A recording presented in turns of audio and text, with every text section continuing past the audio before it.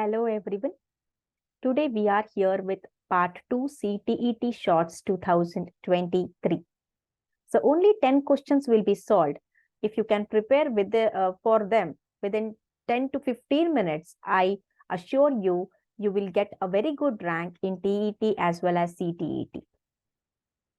Before that, I want to request you all, please do comment, share and subscribe to my channel. It is not that I should become famous. It is that if your one like and comment encourages me to do more videos which will be useful and informative to all the participants or to all the candidates who are preparing for CTET as well as TET. It is just like a motivational tablets for me.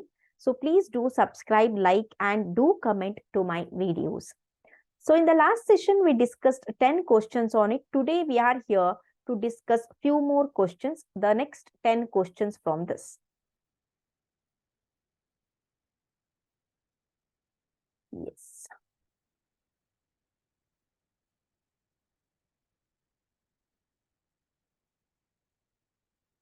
So 11th question goes like this. Intelligence is dash according to Howard Gardner. Options: a positive change in behavior. Option B, a negative change in behavior. Option C, the ability to produce original products. Option D, a set of several distinct abilities. Howard Gardner, regarding that, we got one question in TET 2022, right? So let me tell the answer. Please guess the answer. So here, multiple intelligence, that is option 4, a set of several distinct abilities, is a right answer. What Howard Gardner says, he says that intelligence is not a single entity. A person will be having varied kind of intelligence. So multiple intelligence theory of Gardner proposes that intelligence is not a single entity. It is a combination of several different capabilities or the abilities of a person which are independent on each other. Okay, Gardner identified 8 different types of intelligence like spatial, logical, then many 8 are there. Like I'm going to tell you those in the next slide, I guess. And I told you, you can, I will be sharing the link regarding the Howard Gardner multiple intelligence theory. So spatial is there, logical is there, as well as communication, intrapersonal, interpersonal. These 4 are there, and many 4 are there, which I'm not remembering now. So totally 8 types of intelligence he mentioned. Next, assertion, 12th question. Teachers should follow standardized curriculum pedagogy and methods of assessment. Reason, educational system should ignore and dismiss individual differences among the children. So here, both A and R are true, but R is correct explanation of A. Both A and R are true, but R is not the correct explanation. C, A is true, but R is false. D, both A and R are false. Okay. So according to this, according to the key answer, both A and R are true, but and R is the correct explanation of A. So why teacher will follow standardized curriculum? So it is by an educational system which imposes on a teacher to ignore and dismiss individual differences and concentrate on only the methods of like assessment and curriculum. So option A is a right answer over here. Okay. Yeah. So regarding the individual differences here, what are individual differences? These are qualities or specification which differs from one student to another. Some students may good in a intellectually, some students will be good in a logical thinking, in a creative way. Some students will be good in co-curricular activities. So those all differences are called as, those all differences are termed as individual differences. In the classroom, these all differences we can see. Difference in physical appearance, how they look, difference in intelligence, attitude, beliefs and values. Some students will be very shy, some students will be very confident. Difference in achievements, difference in motor ability. Some students will be very good in art and craft, but that student will not be good in the other subject. Some students will be very clever in the subject, but they are not good in art and crafts.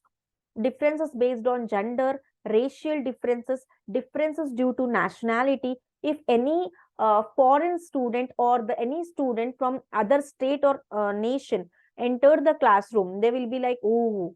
So these all individual differences are there. Economic status, poor and rich, differences in interest. So these all are the individual differences which we can notice in the classroom. Next, 13th question. Encouraging girls to take up languages and arts and discouraging them to take up mathematics and science is an example of very nice question. Options: gender equity, gender constancy, gender discrimination, gender empowerment. Here, the right answer here is option 3, gender discrimination. It is not that girls cannot learn mathematics and science, boys cannot learn languages and arts. So this shows that they are posing gender discrimination on the students. Following are the gender biases that existed in the curriculum. So gender biases in the classroom, what we can experience. This is the bias that occurs within the classroom by the teachers usually, when teachers expect boys are noisy or wild while girls are silent, expected to be quiet, polite and studious. Children with not match the stereotype roles suffer.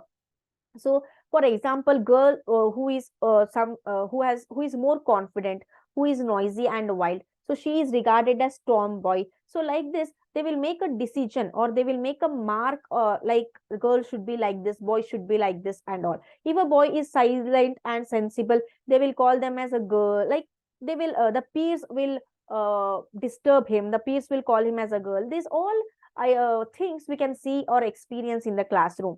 Impact of gender bias, what it will impact on the students. Students have a strong impact of gender bias on learning. Generally, girls believe that if they got any success, it is due to their hard work, not due to their innate talents or intelligence. While boys believe that they are accurate in mathematics or science, it is due to their gender. Like this they will think. Teachers expectation, teachers expectation from girls in today's society is generally low compared to the boys. Discrimination against girls in the class. Girls receive generally very few comments and criticism from teachers as compared to boys. Teachers are simple question for girls and boys. This discrimination can be easily seen in the class. These all situations create gender bias. 14th question. Which of the following statements correctly describes the relationship between language and thought as per the socio-constructivist perspective? So this socio-constructivist perspective is given by Vygotsky. So let me tell the options here. Language determines thought. Thought is governed and directed by language. Relationship between language and thought are bidirectional. Language and thought are independent cognitive abilities or capabilities. So let me reveal the answer here. The answer is option 3. That is, relationship between language and thought is bidirectional.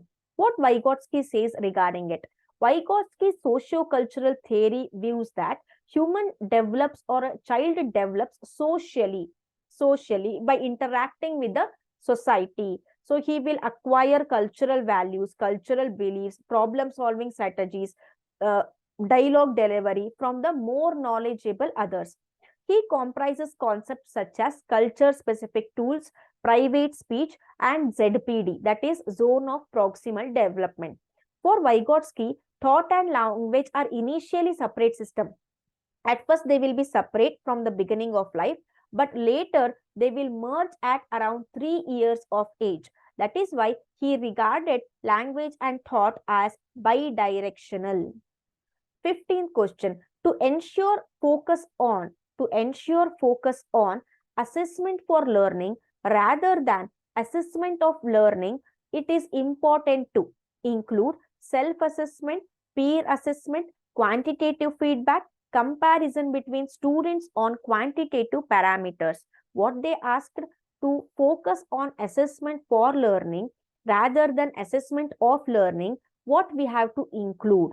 So the right answer is here, option 2, that is peer assessment.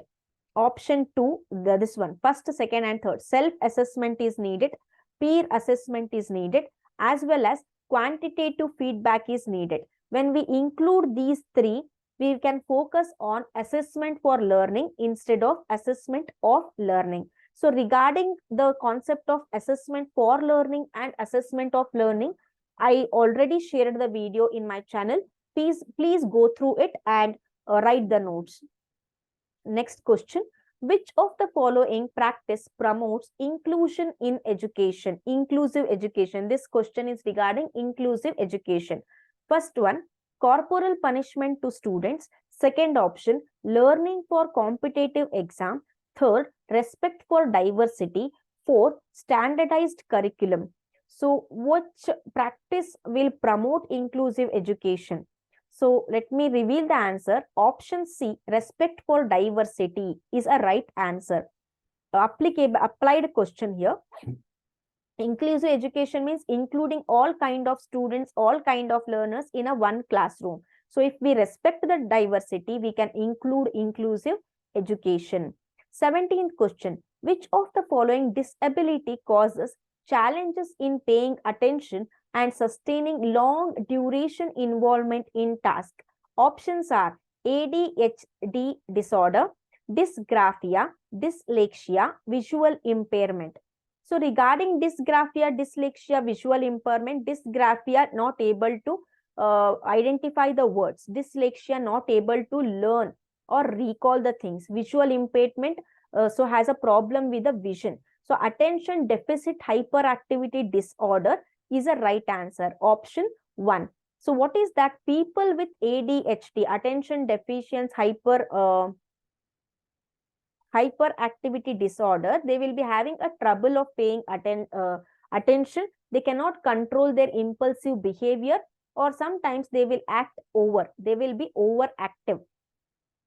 18th question. In a class having learners from various linguistics identities, a teacher should practice. Linguistic identities means a class is there where you can find the learners who are from different languages.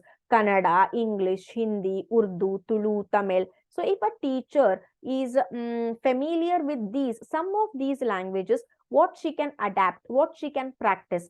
Options are multilingualism. Option 2, segregation means separating. Option 3, labeling these are Kannada people, these are English people, these are Hindi people, like that. Stereotyping. So these all are the options. So the answer here is option 1, multilingualism. It refers to being fluent in many languages. So in some of the countries it is practiced. Being multilingual has the obvious benefit, so that every child or every learner will be able to communicate freely without fear with the teachers. So the classroom environment will be interactive and active also. So multilingualism can be practiced by a teacher. Next, use of multimedia for communication will help inclusion of. So multimedia is used, okay. So that will help inclusion of which kind of students in a classroom? Students with intellectual abilities, students with giftedness, students with autism, students with dyslexia. So here, the right answer here is option 4, that is students with, 1, 2, 3, 4, all the options. Students with intellectual difficulties can be benefited. Students who have gifted children can be benefited. Who have autism can be benefited. Dyslexia can also be benefited.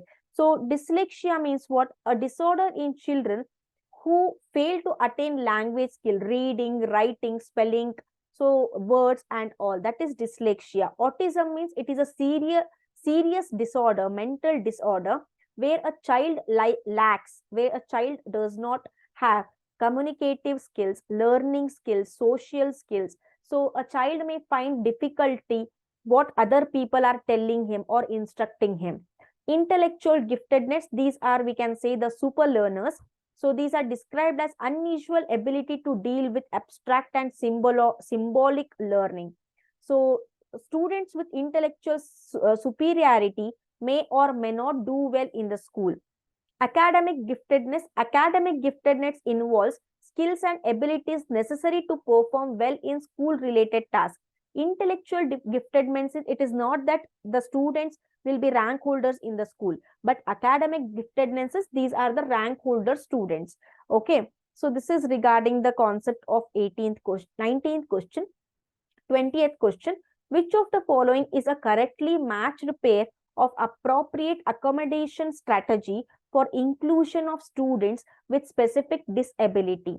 Option A, dyscalculia. Option B, dyslexia. Option C, visual impairment. Option D, autism. Dyscalculia, prohibition of use of calculator.